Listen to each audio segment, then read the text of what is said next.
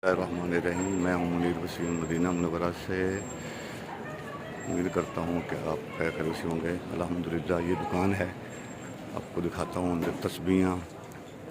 ये देखिए तस्बीहां, टोपियां और ये अंगूठियां, ये घड़ियां, गिफ्ट।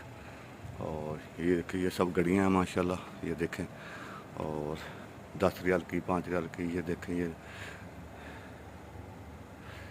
ये पर्स पड़े हैं, ये एनके पड़ी हैं, ये परफ्यूम है माशाल्लाह। देखें माशाल्लाह कितना